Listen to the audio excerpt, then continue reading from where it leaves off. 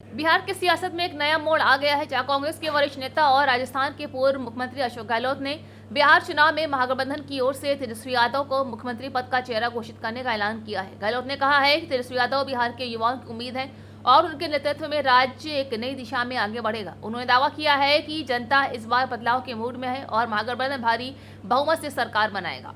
नेता प्रतिपक्ष तेजस्वी यादव जी और तमाम मंच बैठे हुए हमारे साथीगण, मेरे पूर्व में अभी जो कमेंट्स किए गए थे वो भी आपके सामने रखे। सबकी भावना आपको मालूम पड़ी। मुझे खुशी है कि मुझे भी आज आने का अवसर मिला आपके बीच में। और जो हालात है देश के और प्रदेश के, उससे चिंतित होना लाजमी आपका भी, जो हमारा चौथा स्तंभ कहलाता है। हालात बड़े गंभीर है देश के अंदर। एनडीए गवर्नमेंट जिस प्रकार चल रही है, डेमोक्रेसी को खतरा है। पूरी तरह देश दुर्विकरण में आ गया है। लोग चिंतित है। देश किस दिशा में जा रहा है कोई नहीं जानता है। किस दिशा में जाएगा किसी को नहीं मालूम है। उस रूप में हम चल रहे हैं। आलोचना कर दो, जेल में जाओ, चाहे वो पत्रकार हो, साहित्यकार हो या कोई एक्टिविस्ट हो। इन हालातों में देश चल रहा है, तो हम सबकी जिम्मेदारी बनती है ऐसे वक्त में देश क्या चाहता है उसका भी हम ख्याल रखें। पूरा मुल्क अभी बिहार की तरफ देख रहा है कि बिहार में चुनाव होंगे, किस करवट फैसला होगा। बिहार में आप मुझसे ज़्यादा जानते हैं क्योंकि यहाँ के रहने वाले भी हैं, एक्सपर्ट भी हैं, मीडिया के साथी भी हैं। हालात बड़े गंभीर हैं, चाहे बेरोजगारी हो, चाहे वो अन्य समस्या लोकल हो जो बताई गई। अभी आपके सामने जब बताया दीपांकर जी ने और सानी जी ने, सब साथियों ने, तो हालात वही है। किसान हो, मजदूर हो, आम आदमी हो, छात्र हो, युवा हो, चिंता लगी हुई है रोजगार की उसको। और जब हम लोग देखते हैं, पूछते हैं, तो लोग बदलाव चाहते हैं। खड़गे साहब ने, राहुल गांधी जी ने, सब ने भी असेसमेंट करवाया। सब लोग देखते हैं कि बिहार में किस रूप में जनता का एक मनोबल बना हुआ है, विश्वास बना हुआ है, इस बार बदलाव होगा। राहुल जी की यात्रा हुई, तेजस्वी जी साथ थे, दीपांकर जी साथ थे और सब साथी साथ थे। जिस प्रकार पब्लिक ने रिस्पॉन्स दिया, पूरे देश ने देखा उसको, पूरे देश ने देखा। इन हालातों में हम लोग चल रहे हैं। बहुत एक चुनौती हमारे सामने, क्योंकि वो शक्तियां वो है जिनका एक मुखौटा है खाली डेमोक्रेसी का। कोई यकीन नहीं है डेमोक्रेसी के अंदर उनका। ये मैं आपको क्या कहूँ, आप खुद जानते हैं। मुखौटा पहन रखा है। ऐसे लोग शासन करें देश के अंदर, चिंता होना स्वाभाविक है हम सबको।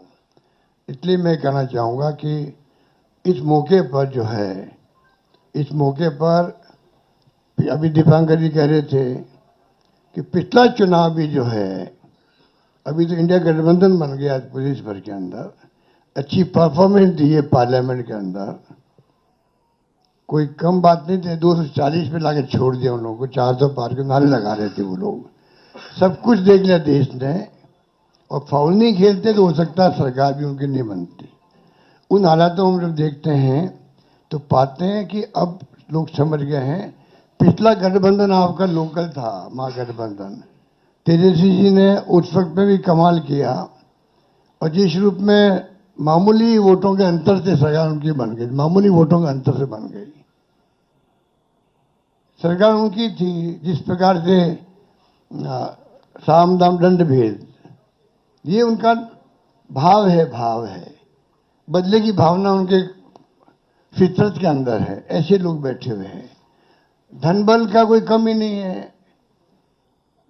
आपका जो इलेक्टोरल बॉन्ड, वो तो एक एग्जाम्पल है। सुप्रीम कोर्ट ने कहा अनकॉन्स्टिट्यूशनल है ये।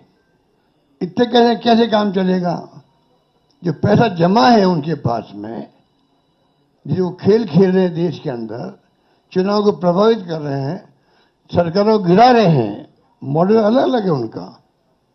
मध्य प्रदेश मॉडल अलग, कर्नाटक मॉडल अलग था, महाराष्ट्र का अलग था और राजस्थान का अलग था। राजस्थान की दाल नहीं गली, इतना ही फर्क है। आप सबके आशीर्वाद से हमारी सरकार बच गई, और 5 साल हमने शासन किया। उन्होंने कमी नहीं रखी थी सरकार गिराने के लिए। उस माहौल में देश में जो हालात बन रहे हैं, ये भी मॉडल है चुनाव जीतने का भी। किस प्रकार फाउल खेलो, किस प्रकार गुमराह करो, लोगों को भ्रमित करो, झूठे वादे करो, झूठे आरोप लगाओ विपक्ष पर। यही राजस्थान में भी किया हमारे वक्त। मैं तो अपने अनुभव से कह सकता हूँ, हमारी सगा बन सकती थी इसे बात।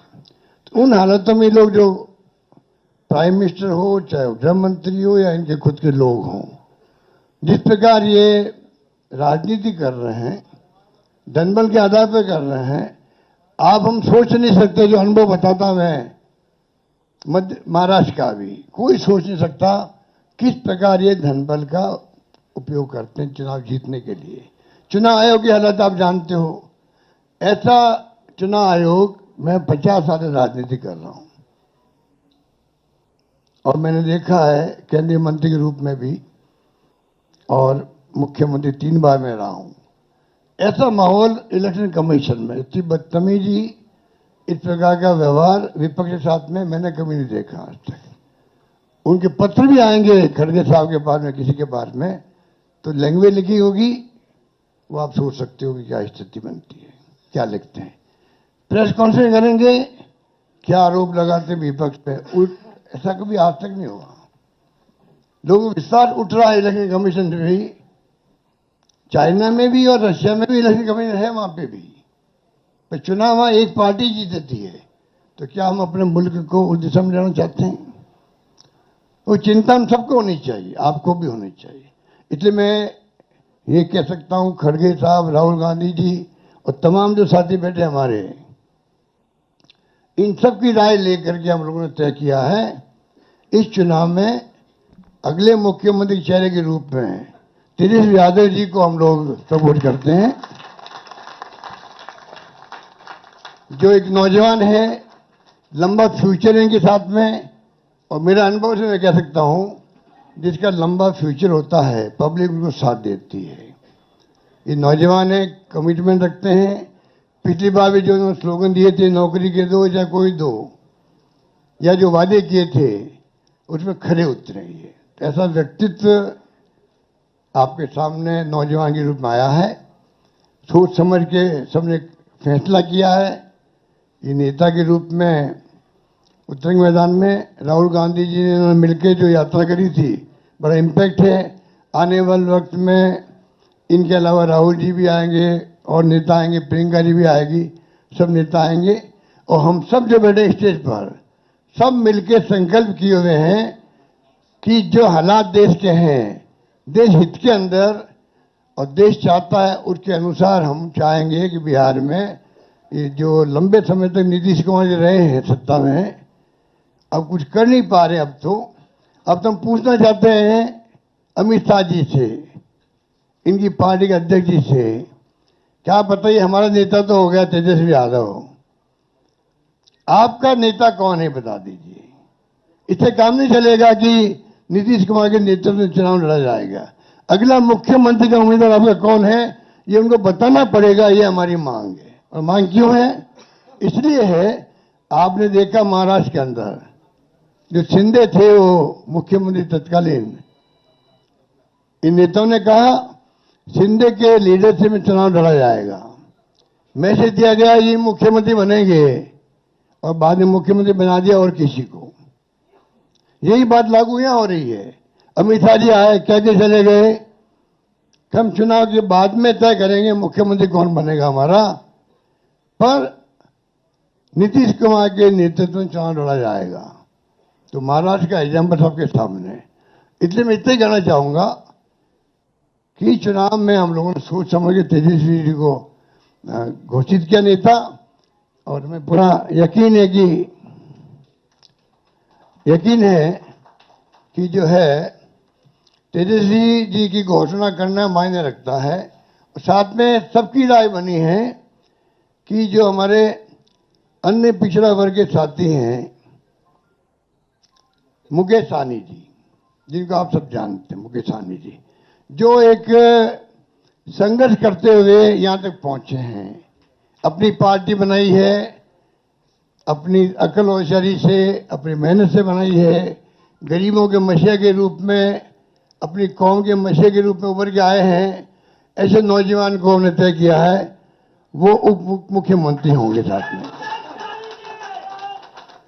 इसके साथ में जो आपके यहाँ बहुत सारे समाज भी हैं, सामाजिक इक्वेशन अलग तरह की है, तो जो अन्य सामाजिक वर्गों के लोग हैं उनमें से मुख्यमंत्री और बनाए जाएंगे, उप मुख्यमंत्री और बनाए जाएंगे। यही बात कह के मैं अपनी बात समाप्त करता हूं। धन्यवाद। धन्यवाद। शुक्रिया अशोक गहलोत।